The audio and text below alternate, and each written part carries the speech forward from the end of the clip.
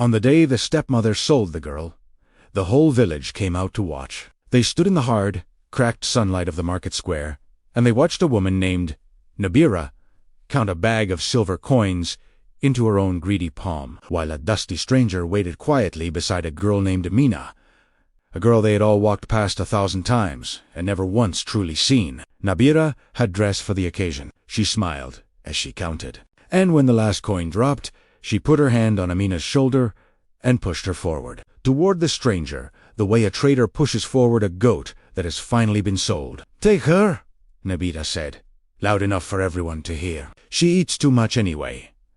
And the village laughed. Some of them. The others only looked away, because it is an ugly thing to watch a child handed to a stranger for a bag of coins, and uglier still to do nothing about it. But here's the thing that not one person in that square understood.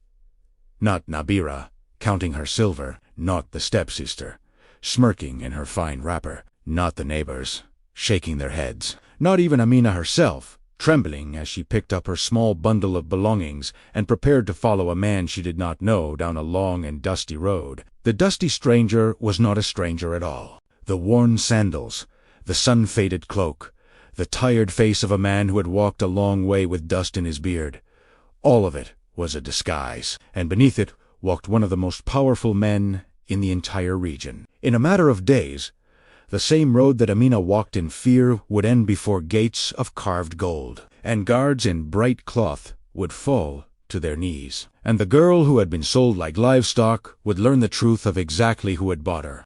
And when that truth reached the village of Kuka, when Nabira finally understood what she had thrown away for a bag of silver, she would fall to her knees in that same market square and weep. So how does a kind and honest girl, sold by the only family she had left, end up changing the law of an entire kingdom? And who was the man in the dusty cloak? And why had he come, in secret, to a poor and forgotten village in the worst drought anyone could remember? To understand that we have to go back to before the drought, before the stranger, to a father, a daughter, and the day everything good in Amina's life was buried in the ground.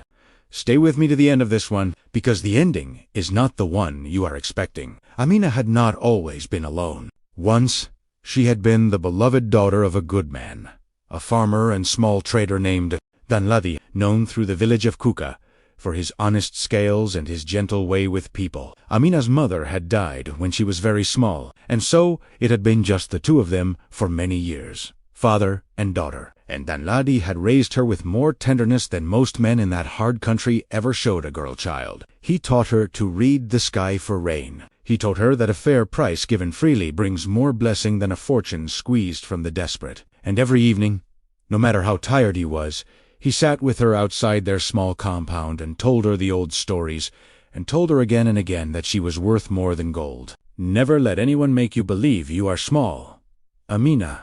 The size of a person is not measured in what they own. It is measured in what they give. When Amina was around 16, Danladi married again. He was a lonely man, and he worried, as fathers do, about what would become of his daughter when he was gone. The woman he married was named Nabira, a handsome, sharp-eyed widow from a nearby town, with a daughter of her own named Rukaya, a girl about Amina's age. Nabira was charming when Danladi was watching. She smiled, she cooked, she spoke sweetly of how she would love Amina as her own, and Danladi, who wanted so badly to believe it, believed it. He did not live long enough to learn the truth. 2 years after the wedding, a fever took him in the space of a single week, and the good man who had called his daughter more precious than gold was lowered into the dry earth. And Amina, now a young woman, was left entirely at the mercy of a stepmother who had only ever been pretending. The mask came off before the morning was even finished. It began with small things, as cruelty often does. Amina's few good clothes were given to Rukaya. Amina's sleeping room inside the compound was taken, and she was moved to a small storage hut at the edge of the yard, a dim place of dust and grain sacks where the roof leaked in the rains. Her father's small trading business, the scales, the little stall in the market, the modest savings he had left, all of it was quietly claimed by Nabira, who reminded Amina, coldly, that a girl owns nothing, and that she should be grateful to have a roof at all. And then the work began. Amina rose before the sun. In the blue dark of early morning she walked the long path to the well and carried water back on her head, trip after trip, until the household barrels were full. She swept the compound. She pounded the grain. She cooked the meals she was rarely allowed to share. In the heat of the day, she walked out to gather firewood, dragging heavy bundles back on her aching shoulders. And in the afternoons she sat in the market selling Nabira's vegetables, and every coin she earned she carried home and placed in Nabira's hand, and received nothing back but a complaint that it was not enough. Ruqayya did nothing. She sat in the shade, oiled her hair, wore the good clothes, and mocked her stepsister for the dirt on her feet and the calluses on her hands. "Look at the little servant," she would say to her friends when Amina passed. "My mother should charge people to come and laugh at her." But the cruelest part was not the work, and it was not even Ruqayya. The cruelest part was what Nabira did in public. Nabira understood something that truly wicked people always understand, that if you want to crush a person completely, it is not enough to make them suffer. You must make everyone else believe they deserve it. So Nabira told stories. She told the market women that Amina was lazy, that she stole, that she was ungrateful and dull-witted, and a burden her poor father had left behind. She said it so often, and with such convincing sighs, that the village came to believe it. And so, when they saw Amina thin, tired, dressed in rags, working from dark to dark, they did not see a wronged girl. They saw exactly what Nabira had told them to see. A worthless creature who was lucky anyone tolerated her at all. Only one person in the whole village ever showed Amina kindness, an old blind woman named Mama Halima, who sat by the market gate, and who could not see Amina's rags, but could hear the gentleness in her voice. Sometimes, when no one was watching, Amina would slip the old woman a handful of groundnuts from her own small ration, and Mama Halima would hold her hand and say, "The world does not see you now, my daughter. But the world is not the only thing that watch us. A good heart casts a long shadow. One day, someone will notice yours, and on that day, everything will change." Amina loved the old woman for saying it, but she did not believe it. How could she? She was 18 years old, an orphan, a servant in her own father's house, and as far as she could see, the road ahead of her held nothing but more of the same. She was wrong. But she had no way of knowing that the day Mama Halima had spoken of was already coming, walking toward her village, that very season, onto dusty and travel-worn feet. If this story is moving you, subscribe now. The ending will change how you see everything. The drought came the way disaster always comes to poor places, slowly, and then all at once. First, the rains simply did not arrive when they should have. The farmers watched the sky and waited, and the sky stayed a hard, cloudless blue day after day, week after week. The river shrank to a muddy trickle. The wells sank lower. The crops withered in the fields. The grain stores thinned, and the price of a single measure of millet climbed until only the wealthy could afford it. Animals died. Then, quietly, in the far compounds, so did some of the old and the very young. In hard times, the true nature of people rises to the surface, like oil on water, and in the village of Kuka, the drought showed everyone exactly who they were. Nabira grew tighter and meaner, hoarding what food she had, turning away every beggar from her gate. Ruqayya complained endlessly that she was hungry, that the meals were too small, never once thinking of anyone but herself. And Amina, who was given less to eat than anyone in that compound, somehow still found ways to give a crust to a hungry child at the well, a shared handful with Mama Halima. "You are a fool," she told Amina. "In times like these, only fools give away what they could keep. Kindness is a luxury for the rich." It was in the worst stretch of that drought that the stranger came. He arrived one blistering afternoon, walking up the main path into the village on foot, a tall man, broad in his shoulders, but stooped with weariness, wrapped in a plain, dust-caked traveling cloak, his beard gray with the dust of the road. He looked like any of the countless travelers the drought had set wandering, men who had left dying villages in search of water and work. He carried a simple staff and a worn leather bag, and he moved through the market with the quiet, watchful eyes of a man taking the measure of a place. He stopped at compound after compound, asking a simple thing: water and a little food, in exchange for a coin or a day's labor. and compound after compound turned him away. Times were hard, they said. There was nothing to spare. Some shut their gates in his face. Some cursed him for a beggar. The drought had made the village hard, and a dusty stranger with nothing to offer but tired hands was the last thing anyone wanted at their door. At last, late in the afternoon, he came to the gate of Nabira's compound. Amina was in the yard, grinding the little grain there was. She saw him standing at the gate, swaying slightly on his feet, his lips cracked from the sun, the exhaustion coming off him in waves, and before she even thought about it, before she considered what it might cost her, she rose and went to him with the gourd of water she had drawn that morning for herself. "Here, Baba," she said, using the respectful word for an elder. "Drink. Rest in the shade a moment. The sun is cruel today." The man drank deeply, and something in his tired eyes soft as he looked at her. "Thank you, my daughter," he said. "You are the first door in this whole village that did not close against me." Amina glanced back at the house, where she knew Nabira was resting. Then she made a decision that would change her entire life. She went quietly to the corner, where her own small evening portion of food was set aside, a little ball of millet, all she would eat that whole day, and she brought it out and pressed it into the stranger's hands. "It is not much," she said, embarrassed. "But you have walked further than I have. Please, eat." The man looked down at the food in his hands, this girl's entire meal, given to a stranger in the middle of a famine, and for a long moment he could not speak. "Child," he finally said, very quietly, "do you know how many houses turned me away today? Do you know how many people, with far more than you have, told me there was nothing to spare?" He shook his head slowly. "And you, who have almost nothing, give me everything. Why?" Amina only shrugged, uncomfortable with the attention. "My father used to say that the size of a person is measured in what they give," she said. "He did not leave me much, but he left me that." It was at that moment that Nabira came out of the house. She took in the scene at once, the dusty beggar in her gateway, the empty gourd, and worst of all, her stepdaughter's food in the stranger's hands, and her face twisted with fury. "What is this?" she snapped, striding across the yard. "You give away food, our food, in a drought, to a beggar off the road." She snatched at Amina's arm. "Have you lost your senses entirely?" But the stranger raised a calming hand, and there was something in the quiet authority of the gesture that made even Nabira pause. He studied her for a long moment. Her fine wrapper in a time of famine, the hardness around her mouth, the way her eyes had gone straight to the food and not to the man. And when he spoke, his voice was mild, but his eyes were not. "Forgive me, madam," he said. "I meant no trouble. Your daughter here showed me a kindness, that is all." He watched Nabira's face carefully.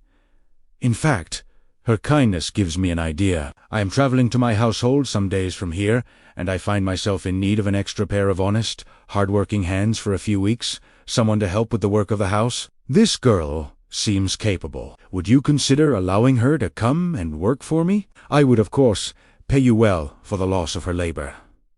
And there it was, the word that changed everything in Nabira's face. The fury drained out of her, and something calculating and greedy slid in to replace it. She looked at Amina, this girl who ate her food and slept in her storehouse, and whom she had never wanted, and she saw, suddenly, not a burden, but an opportunity, a way to be rid of the girl and profit from it in the same stroke. "Pay me?" Nabira said, and a slow smile spread across her face. "Well now, that depends, traveler, on how much." The stranger inclined his head. "Name your price." Nabira's eyes glittered. She named an outrageous sum, a full bag of silver coins, a small fortune, more than the girl's labor could ever be worth.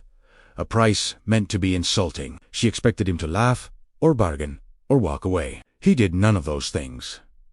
"Agreed," the stranger said simply. And just like that, in the space of a single breath, Amina's fate was sealed. They sold her the very next morning, in the market square, in front of the whole village. Nabira made a show of it, because Nabira could not resist making a show of anything. She counted this silver in the open, coin by coin, letting the whole market see her good fortune. She told anyone who would listen that she had found a generous man to take her useless stepdaughter off her hands, and that she was doing the girl a favor.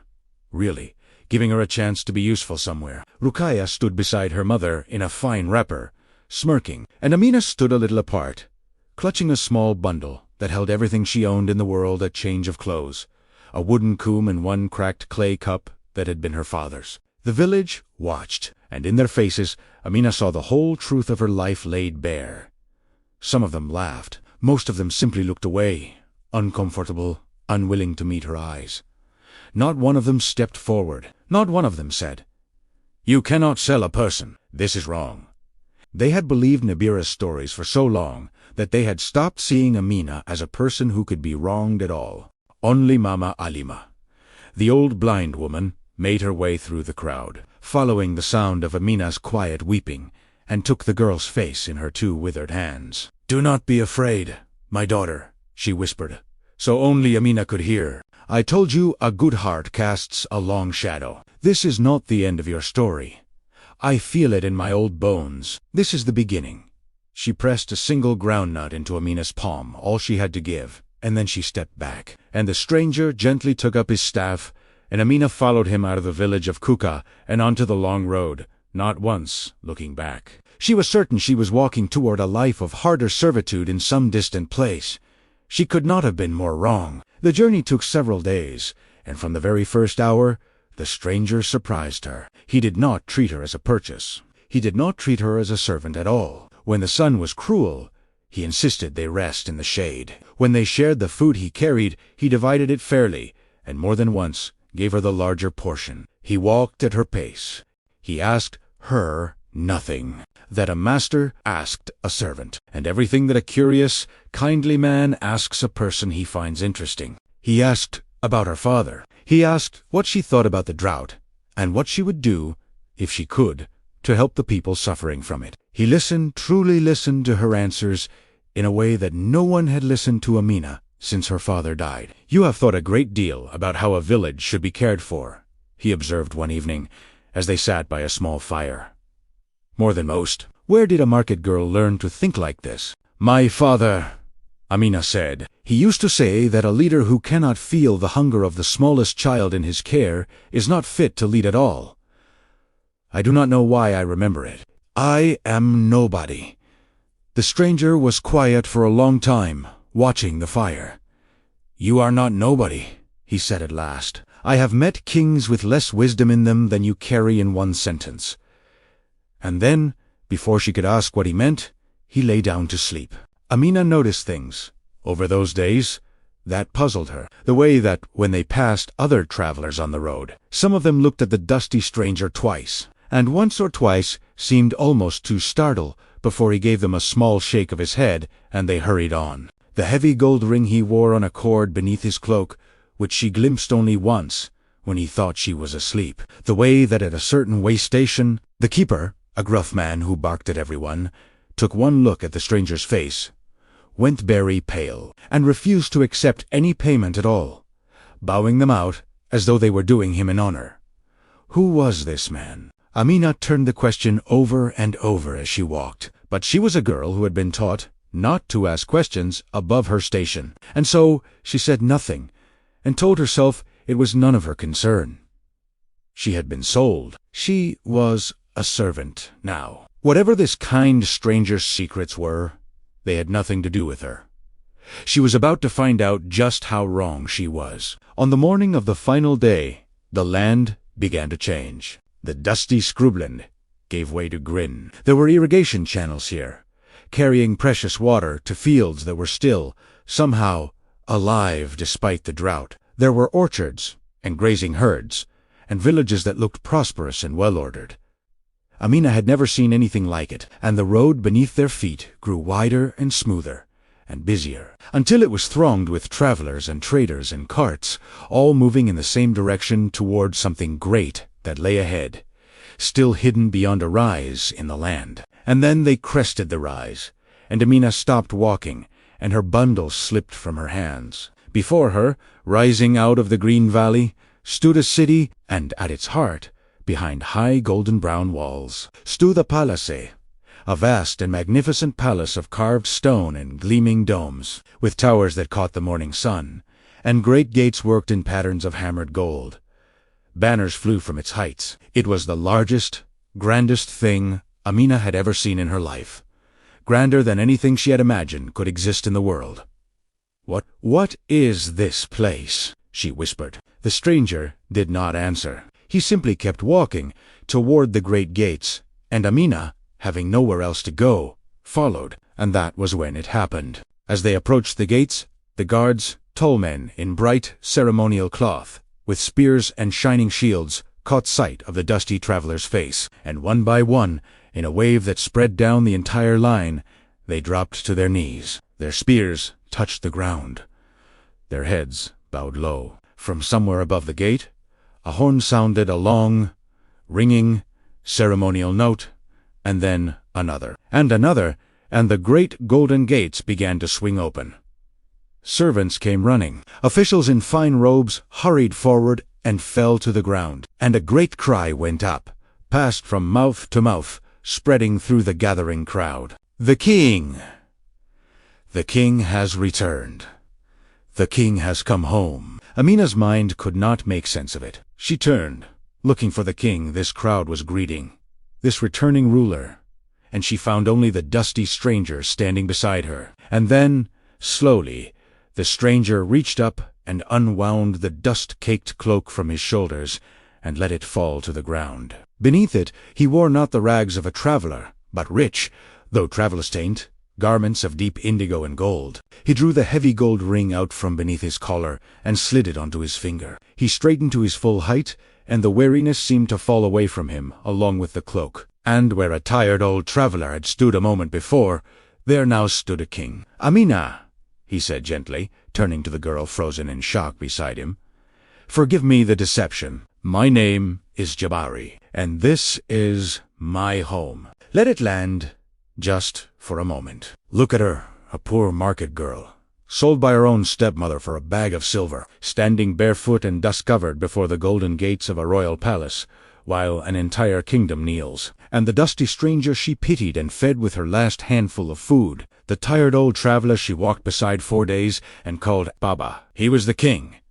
He was the king all along." For a moment, Amina could not move, and then, understanding crashing over her, she did the only thing she could think to do. She dropped to her knees in the dust, her head bowed low, her heart pounding with terror. She had spoken to a king as an equal. She had told a king he looked tired. She had given a king orders to rest in the shade. Surely she would be punished. "Rise, child. Please." The king's voice was warm, and to Amina's astonishment, he reached down and gently helped her back to her feet with his own hand. "You have nothing to fear from me. Nothing at all." He looked at her, and there was something almost like gratitude in his eyes. "Do you understand now why I came to your village? Why I traveled in disguise?" Amina shook her head, mute. "This drought is killing my people," King Jabari said quietly, "and a king, sitting in a palace, hears only what his officials choose to tell him. So I did what my father did before me. I put on the cloak of a poor traveler, and I went out into my own kingdom to see the truth with my own eyes, to find out how my people treat a stranger with nothing, when they think no one important is watching. Amina, how a person treats someone who can do nothing for them, that is the truest measure of a heart there is." He shook his head slowly. "I walked through a dozen villages. I was cursed, and turned away, and shut out, again and again, by people with full stores and hard hearts." He looked at her, and then, in the poorest compound of a poor village, in the worst of the drought, a girl who had almost nothing gave me her only meal, and asked for nothing in return. A kingdom does not need more people with beautiful clothes and empty hearts. Amina, a kingdom needs honest hearts, and I have been searching for one for a very long time." That day, King Jabari did not make Amina a servant. He made her an attendant of the royal household, a position of trust and honor, and he gave orders that she was to be clothed and fed and treated with the respect due to a member of the court. The girl who had slept in a storage hut and been sold like a goat now walked the halls of a palace, and she did it. Everyone soon noticed, without an ounce of arrogance, still rising early, still kind to the lowest servant, still giving from what she had. The court came to love her, and the king, though he said nothing of it yet, found his eyes following her through the palace. The way, once, a whole village had failed to see her at all. News travels, even across a drought, and eventually the news reached the village. It came in pieces at first, a trader's rumor. A story carried on the road. The dusty stranger who had bought the servant girl had been no ordinary man. He had been the king himself, traveling in disguise, and the worthless stepdaughter Nabira had sold for a bag of silver, was now living in the royal palace, dressed in fine cloth, an honored attendant of the court. When Nabira first heard it, she laughed and called it nonsense. But the story came again and again from too many mouths to be a lie, and slowly, as the truth of it sank in, the smile died on Nabira's face. She had held a fortune in her hands, not a bag of silver, but a girl the king himself had chosen, and she had sold it cheaply and pushed it out of her gate with her own 2 hands. A wiser woman, or a woman with any shame, might have sat with that lesson quietly. Nabira was neither, because where another person saw a mistake, Nabira, being Nabira, saw a second opportunity. "If that useless girl can worm her way into the palace," she said to Ruqayya, her eyes narrowing with a new scheme, "then how much more could my own beautiful daughter? You are prettier than she ever was. You are cleverer. All we must do is get you before the king, humble and sweet, and he will surely see your quality and raise you even higher." And so Nabira dressed Ruqayya in the finest clothes she could still afford, coached her for days on how to appear humble and hard-working and kind, all the things. Ruqayya had never once been, and sent her on the long road to the palace with instructions to present herself as a poor, deserving girl seeking honest work, and to charm the king at any cost. Ruqayya arrived at the palace gates, and, with much fluttering and false modesty, begged for a chance to serve. And the court, which had learned from its king to give the poor a chance, took her in on a trial, as a household servant, to see her character. Her character revealed itself almost at once. Ruqayya could not sustain the act for even 2 full days. She had never worked in her life, and she had no intention of starting now. She complained that the tasks were beneath her. She snapped at the other servants and called them dirty. She refused to carry water, saying it would ruin her hands. She demanded better food than the others, a finer room, lighter duties. When she thought no one important was watching, her true face came out proud, lazy, and cruel.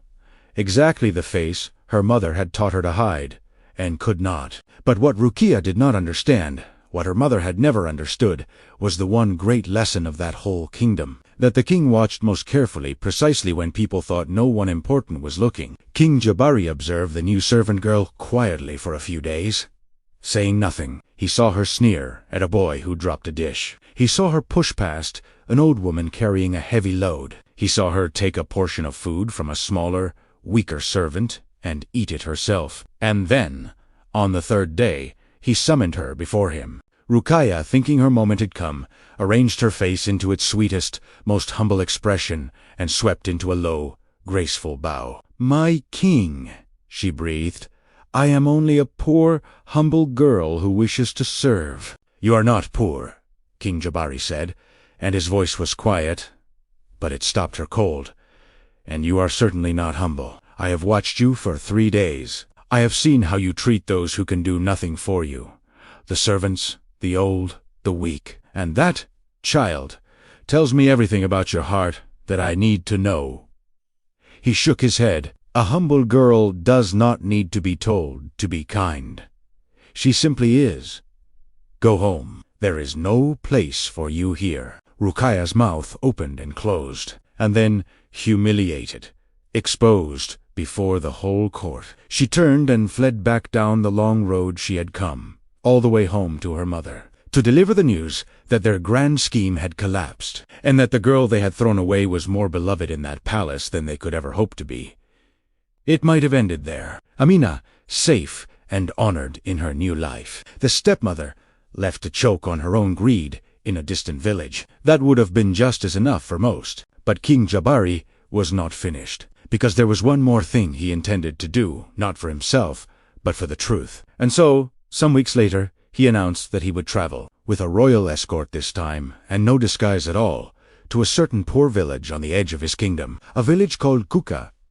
The day the king came to Kuka, the village had never seen anything like it. Word ran ahead of the royal procession, and by the time it arrived, the entire village had gathered in the market square, the same square where, not long before, they had watched a stepmother sell her stepdaughter for a bag of silver. They came in their best clothes.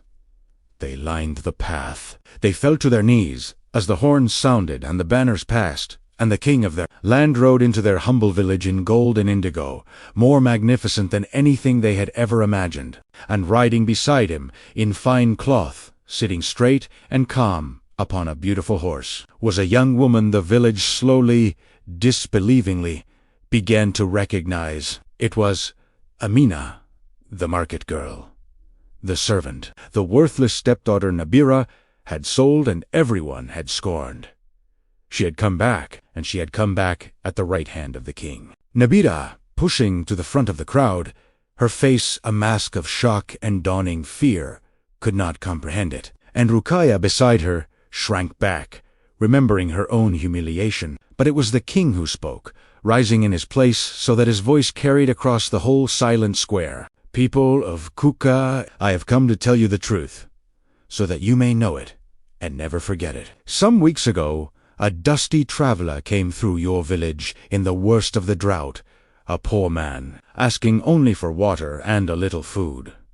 He let his gaze move slowly across the crowd, and one by one, people who had turned that travel away began to lower their eyes. That traveler was me. I walked among you in disguise, as my fathers did before me, to see with my own eyes how my people treat a stranger who has nothing to give them. A dead silence had fallen over the square. Many of you turned me away. The king went on, and his voice was heavy now, not with anger, but with something like sorrow. Many of you, with full stores, told a starving man there was nothing to spare. Some of you cursed me. Some of you shut your gates in my face. He paused, and one person won. The poorest girl in this whole village, a girl you had all been taught to despise, took the only food she had in the middle of a famine, and placed it in my hands, and asked for nothing in return. He turned, and he looked at Amina, and then back at the crowd. Is that girl? And I did not raise her up because she was beautiful, or clever, or well-born. I raised her up because when she believed I was a nobody who could do nothing for her, a beggar off the roads, she treated me with more kindness than the rest of you showed a man you thought was worthless. His voice rang out. That is the measure of a person, not what they own. To those who can give them nothing back, the villagers stood with their heads bowed in shame. They remembered, now, every cruelty, every laugh, every time they had looked away. And then the king's gaze settled, at last, upon Nabira. And you, he said, and the whole square seemed to hold its breath. You are the woman who sold this child, your own husband's daughter. You starved her. You worked her like an animal. You poisoned this entire village against her with your lies. And then, for a bag of silver, you sold her to a stranger off the road, and laughed while you did it. He looked down at her, and Nabira, who had counted her coins so proudly in that very spot, now sank slowly to her knees in the dust. The whole village watched you do it, and not one of them stopped you. Today, they will watch the truth of what you are. Instead, Nabira knelt in the dust of the market square, and she wept. She wept for the fortune she had thrown away, and for her public disgrace, and, perhaps, somewhere beneath all of it, for the small, hard, shriveled thing that had once been her conscience.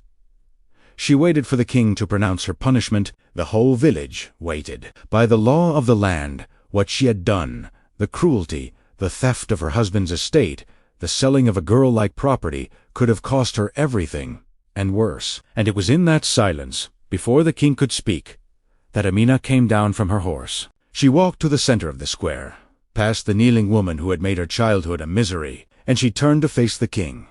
And she did something that no one in that square, least of all Nabira, expected. My king, Amina said, and her clear voice carried across the silence.